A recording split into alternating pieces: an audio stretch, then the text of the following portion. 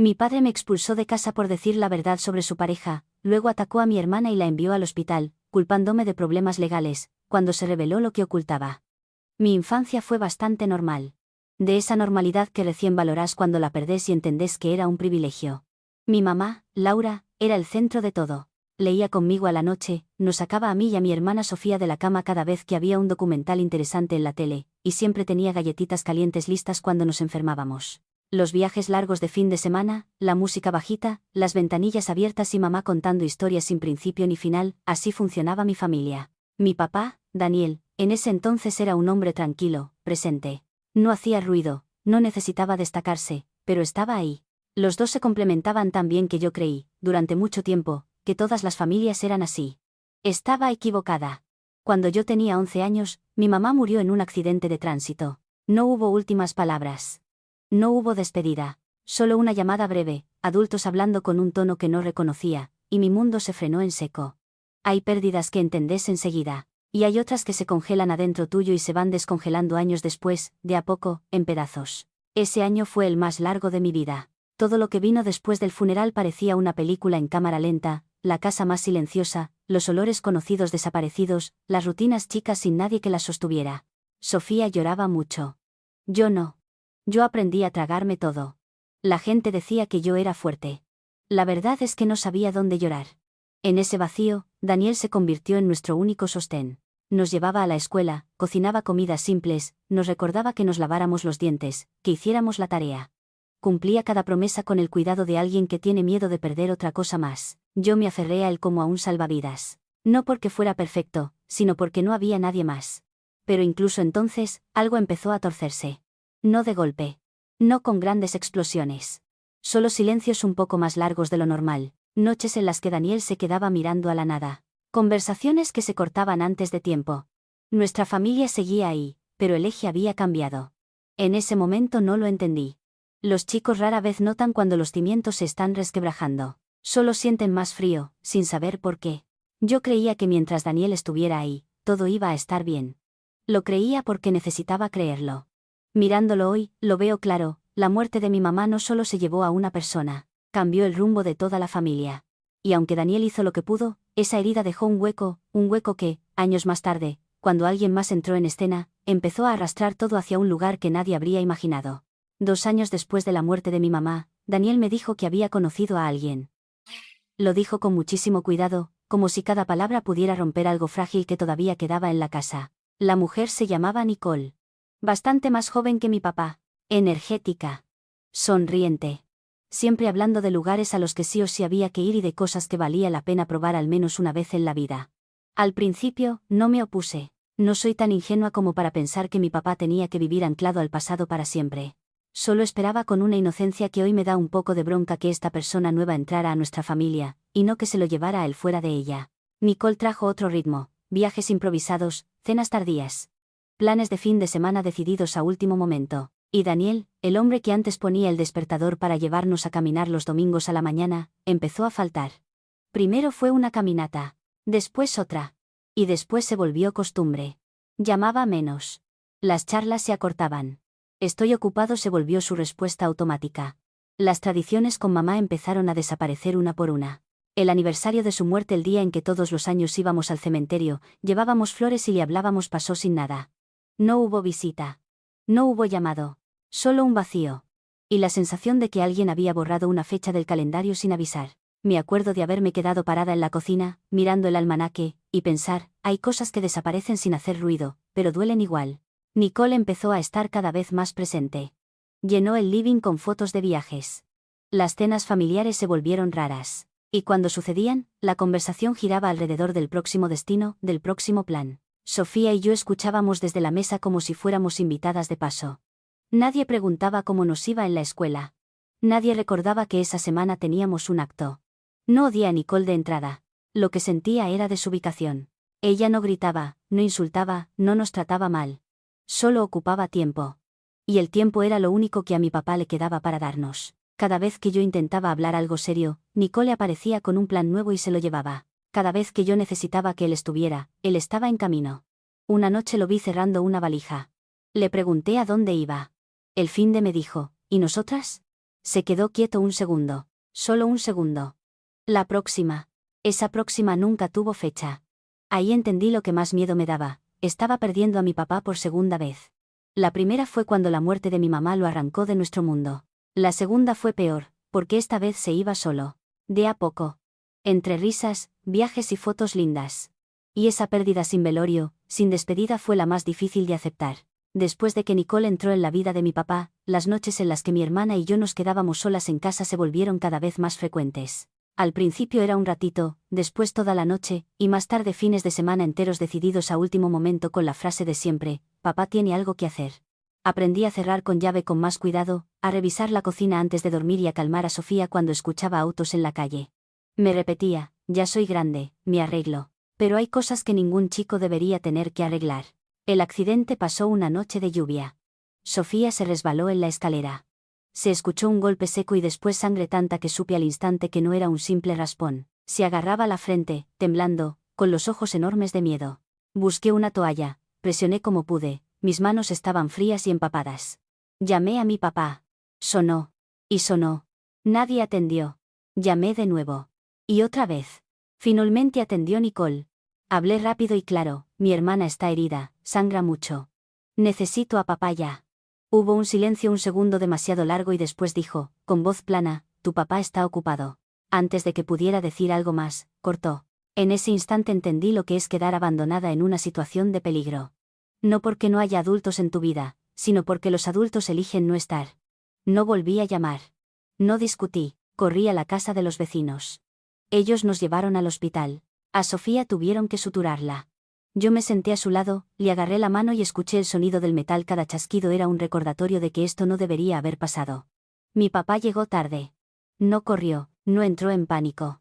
Se quedó en la puerta, miró alrededor y preguntó: ¿qué pasó? No hubo disculpas.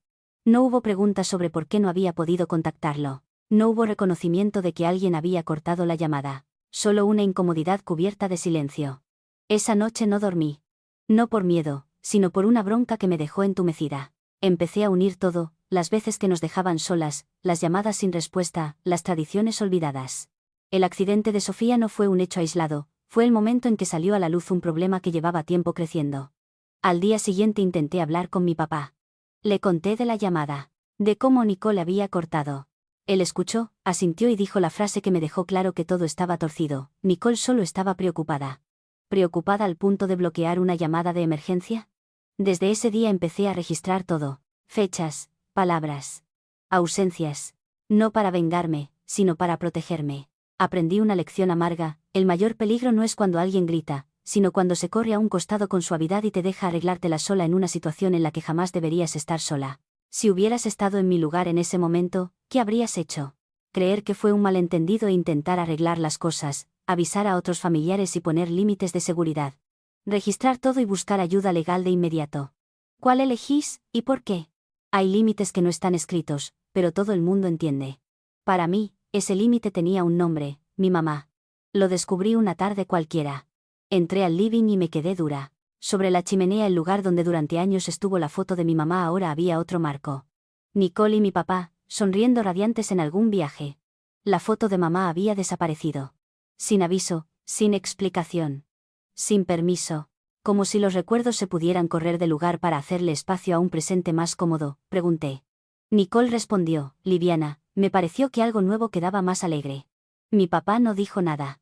Y ese silencio dolió más que cualquier excusa. Después vino el cumpleaños de mamá. Nuestra tradición, mía, de Sofía, de papá, siempre había sido la misma: ir al cementerio, llevar flores, contarle cómo seguíamos. Todos los años. Hasta ese. Papá dijo que estaban de viaje, pero que volvían antes de la fecha. Después el plan cambió porque Nicole no se sentía bien para viajar tanto. Decidieron dividir el trayecto. Resultado: no hubo visita, ni una llamada, ni una disculpa. Solo un vacío tapado con una frase prolija: la próxima. Todavía no había terminado de tragar ese dolor cuando Nicole anunció que estaba embarazada. El ambiente se congeló. Escuché mis propios latidos. No por la noticia en sí, sino por el orden de las cosas. La foto de mamá retirada. Su cumpleaños ignorado. Su tumba saltada. Y enseguida, esta novedad plantada frente a nosotras como un punto final al pasado. Ahí exploté. Le hablé a mi papá sin gritar, pero sin cuidarme. Le dije que nos había dejado solas cuando más lo necesitábamos.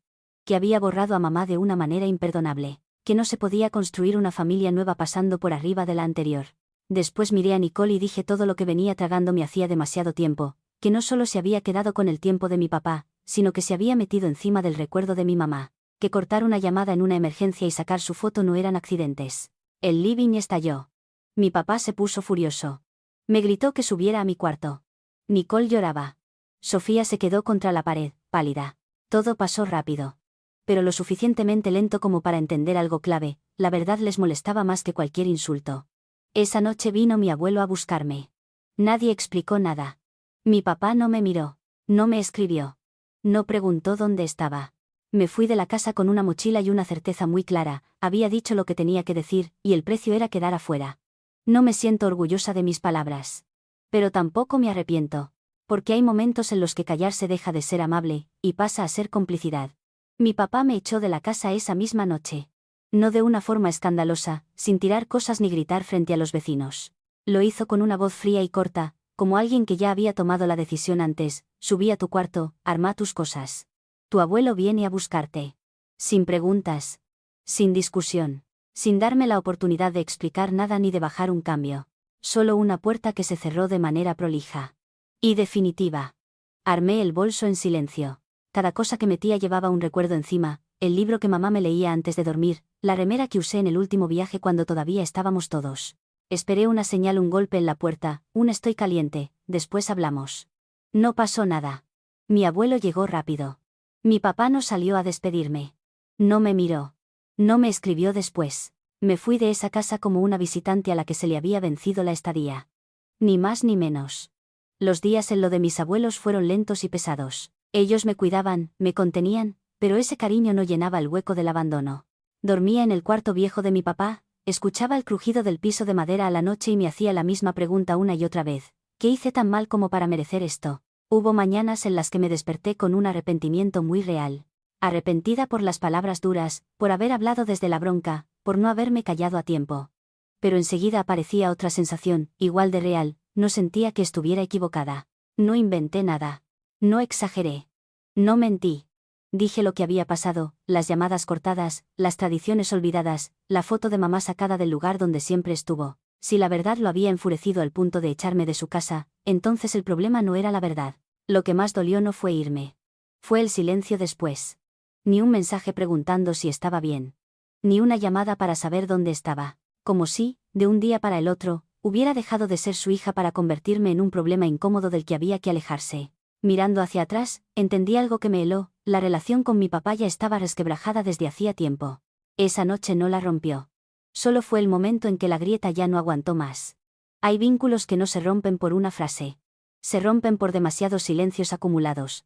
Desde el instante en que salí de esa casa con un bolso en el hombro, lo supe: esto no era solo una pelea. Era un quiebre. Y aunque me duela la forma en que hablé, sé que hice lo único que todavía podía hacer: decir la verdad, y bancarme el precio. Después de que me echaron de casa, lo primero que sentí no fue bronca. Fue ganas de arreglarlo. Pensé ingenua, como una chica que todavía cree que los adultos pueden hacer lo correcto, que si hablábamos con alguien profesional, tal vez todo podía volver a encarrilarse. Llamé a mi papá. La voz me temblaba, pero fui clara. Le dije que yo necesitaba terapia. Que nosotros necesitábamos terapia. Que lo que estaba pasando no era normal. Me dijo que no, de inmediato, sin pensarlo. Sin preguntar nada más. Dijo que la terapia era exagerar, que era lavar los trapos sucios afuera. Que la familia no necesitaba que se metieran extraños. Y me cortó. Miré la pantalla apagada y entendí algo muy concreto: esa puerta se había cerrado. Probé por otro lado. En la escuela hablé con la orientadora. Le conté todo: el accidente de Sofía, la llamada cortada, que me habían echado de casa. Ella escuchó, tomó notas, dijo las frases correctas. Pero después vino el freno inevitable: yo era menor de edad. Para una terapia formal, para cualquier intervención más profunda, hacía falta el consentimiento de mi padre. Ese consentimiento nunca llegó. Cuando algunos detalles salieron a la luz lo suficientes como para que a los adultos se les encendiera una alarma, la policía llegó a intervenir.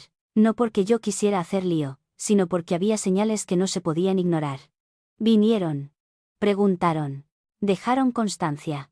Y después, cuando todo tocó el límite de "es un tema de familia", se enfrió de una manera incómoda. Nadie quiso ir más allá cuando el adulto responsable dijo que estaba todo bien. Mi papá se enfureció por eso. No por preocupación por mí o por Sofía. Sino porque yo había dejado mal parada a la familia. Dijo que le había generado problemas legales innecesarios. Que no sabía mantener las cosas puertas adentro. Cada frase era como una piedra en el pecho. El mensaje era clarísimo: su tranquilidad valía más que nuestra seguridad. Miré alrededor y vi algo devastador, un sistema entero de adultos eligiendo mirar para otro lado. No porque no vieran, sino porque ver incomoda. Porque intervenir da trabajo. Porque es más fácil creerle a un adulto que dice no pasa nada que a una chica diciendo la verdad.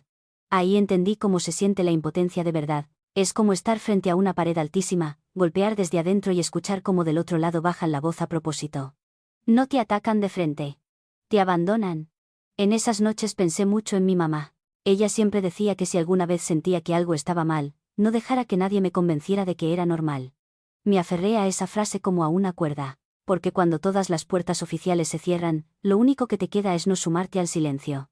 Y me hice una promesa: aunque el sistema mirara para otro lado, yo iba a seguir buscando luz. Para mí, y para Sofía. La verdad no vino de mi papá. Vino de mi abuelo, el hombre que había callado durante demasiado tiempo creyendo que el silencio era la única forma de evitar que la familia se rompiera una vez más. Me lo contó una tarde tranquila, sentados en la mesa de la cocina de mis abuelos. Yo giraba una taza ya fría entre las manos. Él no habló con tono acusador, habló con la voz cansada de alguien que lleva años cargando un secreto. Mi papá había sido alcohólico. No de los que toman socialmente, de los que llegan tarde, con olor a alcohol impregnado en la ropa, la voz cada vez más pesada y la paciencia evaporada. Hubo etapas largas en las que descuidó a sus hijos no porque no estuviera físicamente, sino porque estaba, pero no estaba de verdad. Mi abuelo contó que una vez mi mamá tuvo que llamar a familiares para que fueran a la casa porque todo se había desbordado. Muebles fuera de lugar. Cosas rotas. El aire tenso, como una cuerda a punto de cortarse. Hubo cosas peores. Cosas que mi abuelo dijo más despacio, como si temiera que cada palabra me lastimara un poco más. Mi papá había amenazado con llamar a la policía no para pedir ayuda, sino para tapar lo que pasaba. Para dar vuelta a la historia. Para ponerse en el lugar de víctima si alguien se animaba a hablar. Una táctica conocida: hacer tanto ruido que todos los demás retrocedan. Yo me quedé quieta, escuchando cómo cada pieza encajaba donde siempre había debido estar. Los silencios largos. Los estallidos de enojo seguidos de mutismo. Su rechazo visceral a lavar los trapos sucios. Su miedo a la terapia, mayor que el miedo a que nosotras estuviéramos mal. Todo había estado ahí. Yo simplemente era demasiado chica para ponerle nombre. Mi mamá Laura había mantenido la casa en pie durante mucho más tiempo del que yo imaginaba. Ella era el amortiguador. La que contenía. La que tapaba. Cuando murió, lo que estaba reprimido no desapareció. Solo cambió de forma. Nicole no creó a alguien nuevo en mi papá. Amplificó lo que ya existía. Lo vi con claridad cuando mi abuelo habló de las veces en que la casa había estado lejos de cualquier cosa que pudiera llamarse normal. Cuando dijo que muchos habían mirado para otro lado pensando ya va a pasar. Cuando soltó la frase que me heló la sangre: confiamos demasiado en que el tiempo iba a arreglarlo todo. Ahí entendí lo más importante de todo: esto no era algo nuevo. No era porque yo exagerara. No era porque Nicole arruinara nada. Era un patrón. Algo tapado, justificado, y que volvía una y otra vez con otra cara. Esa comprensión no me trajo alivio inmediato, me trajo lucidez. Dejé de preguntarme si hubiera hablado distinto o si me hubiera callado un poco más. Porque cuando un problema lleva años gestándose, una sola frase no puede ser la causa. A lo sumo, es el espejo. Y por primera vez, dejé de verme como la que rompió la familia. Me vi como la que tocó la verdad. Esa verdad que todo un sistema de adultos había evitado durante demasiado tiempo. Sofía empezó a cambiar muy de a poco. Tan despacio que, si no convivías con ella todos los días, no lo notabas. Hablaba menos. Se sobresaltaba con facilidad. Las mañanas antes de ir a la escuela se alargaban demasiado porque no quería salir de casa. Yo le preguntaba. Ella negaba con la cabeza. Conocía ese sentimiento. Cuando tenés miedo, pero no confías en que los adultos vayan a hacer algo para cuidarte. En la escuela, a Sofía la estuvieron acosando durante meses. No fue un episodio aislado, no fueron chistes sueltos. Fueron días y días de burlas, empujones, aislamiento. Ella avisó a los docentes. Hubo registros. Hubo promesas de vamos a estar atentos. Pero cuando se lo conté a mi papá Daniel, él solo dijo, son cosas de chicos. Y cambió de tema. No hubo reuniones. No hubo llamados a otros padres. No hubo límites. Su silencio fue una forma de permiso. Todo explotó una tarde. A Sofía la golpearon. No un raspón, Una agresión lo suficientemente grave como para terminar internada. Recibí el llamado de la escuela y llegué al hospital antes de que el médico terminara de suturar. Sofía estaba en la camilla, pálida, con la mirada vacía. No lloraba. Solo me preguntó, en voz bajísima, ¿papá va a venir? Papá no vino. Ni un mensaje. Ni una llamada. Ni una excusa. Me senté al lado de la cama, le agarré la mano y sentí una bronca fría subirme por la espalda. Hay momentos en los que la ausencia dice más que cualquier explicación. Y esa ausencia decía algo muy claro, no éramos prioridad. Después de ese día, Sofía se vino abajo de una manera que los adultos suelen no ver. Se asustaba con los ruidos fuertes. No dormía bien. Se despertaba sobresaltada. Empezó a evitar los espejos. Los médicos hablaron de crisis emocional, de trauma. Yo miraba los informes y pensaba, si alguien hubiera estado ahí antes, quizás no estaríamos pasando por esto. Se lo volví a decir a mi papá. Fui clara, Sofía necesitaba protección. Necesitaba terapia. Necesitaba que su padre diera la cara. Él escuchó, y dijo que yo exageraba. Que a los hospitales les encantaba poner etiquetas. Que esto se iba a pasar solo. No se pasó. Sofía empezó a tener miedo de la escuela. Miedo incluso de salir de su cuarto. Se aferró a mí como a un salvavidas igual que yo me había aferrado a papá cuando mamá murió. Ese círculo me dejó sin aire. Entendí una verdad brutal, cuando los adultos no protegen, los chicos pagan las consecuencias. Esa noche me senté al lado de su cama, escuchando su respiración entrecortada, y tomé una decisión muy clara, aunque el sistema fuera lento, aunque mi papá eligiera mirar para otro lado, yo no iba a callarme más. Porque si me callaba, Sofía iba a aprender que la violencia es algo que se aguanta. Y esa es una lección que no pienso dejarle cargar para toda la vida. Todo estalló un mediodía que parecía completamente normal. Yo acababa de salir del portón de la escuela cuando vi a Daniel ahí parado. No llamó antes. No avisó. Tenía la mirada dura, fría, de esas que te hacen entender al instante que algo está muy mal. Me agarró del brazo y me tironeó hacia el auto. Instintivamente me eché para atrás y le dije que todavía tenía clases. Él se me acercó, bajó la voz y escupió, áspero, subí al auto. Ya. Me zafé. Él apretó más fuerte. La gente alrededor empezó a mirar. Daniel bajó aún más la voz y me amenazó, si no obedecía, me iba a enseñar lo que es el respeto. Dijo que yo ya había causado suficientes problemas y que mi castigo era volver a casa a cuidar bien de tu hermana. No como pedido. Como castigo. Hice lo único que me quedaba, llamé a la policía. Dije que me estaban forzando. Dije que tenía miedo. Dije exactamente dónde estaba. Daniel soltó mi brazo cuando me vio con el teléfono, pero no se fue. Se quedó ahí, convencido de que ser padre lo iba a blindar. No lo blindó de nada. La policía llegó. Tomaron declaraciones. Lo que antes se barría bajo la alfombra como asuntos de familia quedó escrito en un acta. Daniel fue detenido en el lugar. Yo estaba temblando, pero con la cabeza increíblemente clara. Hay momentos en los que el miedo se transforma en una determinación fría, y sabes que no vas a retroceder. Lo verdaderamente aterrador vino después. Durante la investigación, la policía encontró indicios que nadie había querido mirar de frente. Mi hermana Sofía había sido agredida mientras dormía. No una vez. No un malentendido. Las pruebas eran contundentes. Leí el informe y sentí que el estómago se me cerraba, todas esas noches de pánico, esos miedos sin explicación, la forma en que se aferraba a mí, todo tenía una causa. La investigación se amplió. Y entonces salió a la luz la verdad final. Daniel tenía material de abuso infantil en su poder. No había excusas. No había justificaciones. No había forma de maquillarlo, ya no quedaba nada de no lavar los trapos sucios, solo quedaba el delito. Me senté en la sala de espera, escuchando el eco de pasos en el pasillo, y pensé en todas las veces que intentamos hablar. En todas las veces que nos dijeron que exagerábamos. En todas las puertas que se cerraron porque los adultos eligieron el silencio. Resultó que el silencio no protege a las familias. Alimenta monstruos. Sofía fue puesta bajo cuidado especializado de inmediato. Yo me quedé con ella, sosteniéndole la mano en las noches difíciles. Le pedí perdón.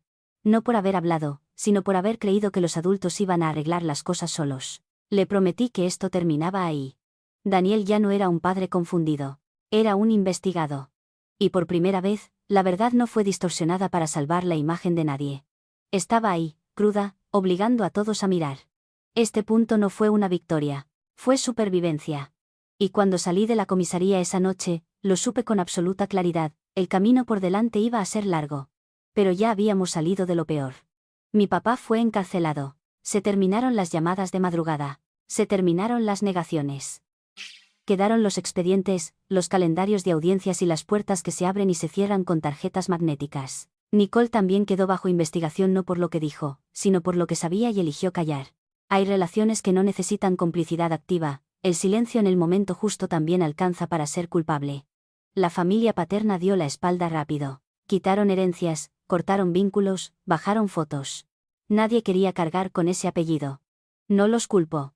La verdad pesa, cada uno elige cómo aligerar su mochila. Pero en ese proceso entendí algo frío y claro: cuando el desastre sale a la luz, el afecto suele irse primero y la justicia llega después. Sofía sobrevivió. Pero las heridas se quedaron. Las marcas físicas sanaron con el tiempo. Las psicológicas no tienen calendario. Hay noches en las que se despierta sobresaltada, mañanas en las que le cuesta salir del cuarto. Los médicos hablan de tratamientos largos, de pasos chicos, de no apurar. Yo aprendí otra clase de paciencia, una que no es romántica ni inspiradora, solo necesaria. Aprendí a estar, constante, sin prometer lo que no puedo controlar. Después murió mi abuelo.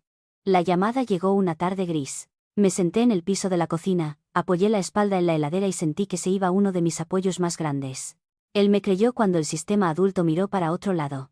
Dijo la verdad cuando callar era más fácil. Al perderlo, no perdí solo a un familiar, perdí el último escudo. Los días siguientes hice cosas de adulta sin haber tenido tiempo de acostumbrarme a serlo: firmar papeles, armar agendas, preguntar a médicos, responder a abogados. Aprendí a mantenerme erguida en salas frías. No porque fuera más fuerte que nadie, sino porque no había opción. Alguien me preguntó si todavía creo en la familia. Lo pensé mucho. Y respondí con honestidad: la familia no siempre es un lugar seguro. La familia es un concepto y, como todo concepto, puede usarse mal. Un lugar seguro es donde se respetan los límites, donde la verdad no se castiga, donde se protege a los chicos aunque eso deje mal parados a los adultos. No odio a mi papá, odio sus decisiones. No odio a Nicole. Odio la complicidad. No odio a quienes dieron la espalda. Odio el precio del silencio. Hoy vivo con Sofía en un ritmo más lento. Tenemos horarios, terapia, tardes tranquilas. No es perfecto. Pero es seguro. No me creo heroína. Solo fui alguien que no miró para otro lado cuando la verdad tocó la puerta, aunque el costo haya sido una cadena de pérdidas. Si esta historia deja algo, es un recordatorio simple: no esperes a que todo se haga pedazos para confiar en tu intuición. No dejes que frases como "es un tema de familia" o "mejor no armar líos" sean excusas para postergar la protección de quien es más vulnerable. Hablar no destruye a una familia. El silencio, sí. ¿En qué momento alzarías la voz si el peligro viniera de alguien cercano? ¿Dónde crees que está el límite entre proteger a la familia y encubrir un delito? Si alguna vez estuviste en el lugar de Sofía, ¿qué necesitabas que los adultos hicieran distinto? Contá lo que pensás. Y si esta historia te despertó algo conocido, no te quedes sola, busca apoyo, guarda pruebas y poné la seguridad por delante de cualquier apariencia. Crecer no es aguantar más. Crecer es saber frenar para cuidarte y cuidar a quienes amás.